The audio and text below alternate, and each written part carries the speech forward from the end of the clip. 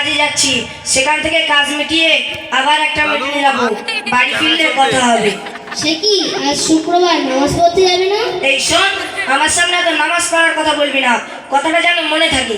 সে কি এদিন তো বলছিলে আমাদের হুজুর বলছে পরপর 3 জুমা নামাজ কাজা করলে মুনাফিক হতে হয়, মুসলমানের খাতা থেকে নাম কাটা যায়। তাছাড়া কেমন বলছো কেন?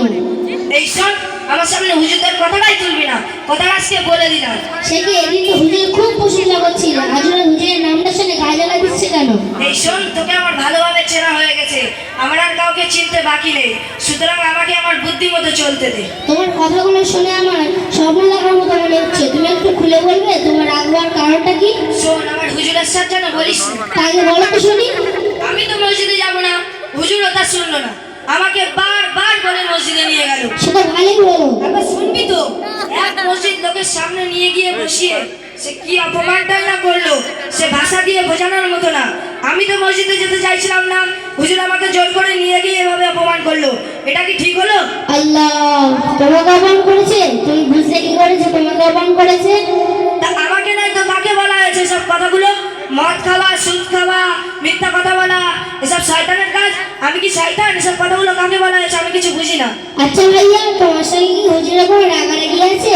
না, তা অবশ্য নেই। তাহলে তুমি বুঝলে কি করে যে এই কথাগুলো তোমাকে বলা হয়েছে এবং তুমি জানো এই কথাগুলো কোরআন এবং হাদিসের?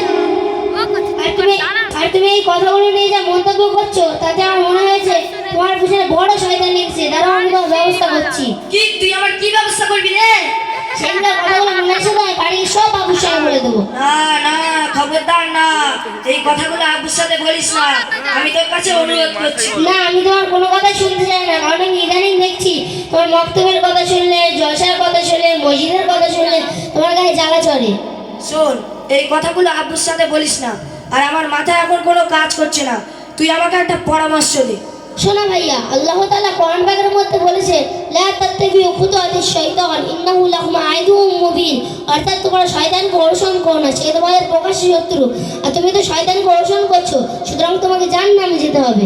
কোনটা জাহান্নামের পথ আর কোনটা জান্নাতের পথ সেটাই তো আমার জানা নাই। সে জানার জন্যই তো মক্তব মাদ্রাসার অবস্থা। তোমার তো ওইদিকে চিন্তা হবে না, উল্টো বিরোধিতা করো।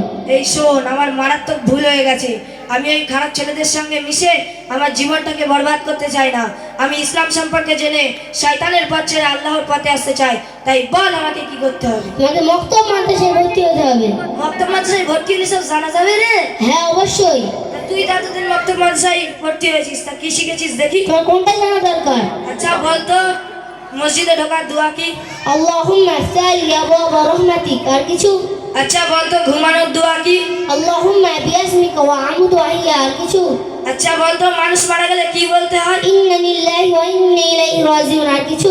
এগুলো তো সব সহজ, এবারে বল তো আজানের পরের দোয়া কি? আল্লাহুম্মা রাব্বা হাযিহি দাওয়াতিত তাম্মাতি ওয়াস সালাওয়াতিল কাইমাতি আতি মুহাম্মাদানিল ওয়াসিলাতা ওয়াল ফাদিলাতা ওয়া বা'সু মাকামান মাহমুদা আল্লাযী ওয়া'আদতা ইন্নাকা লা তুখলিফুল মিয়াদ।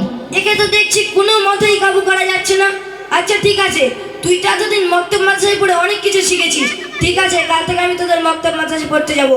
আসসালামু আলাইকুম।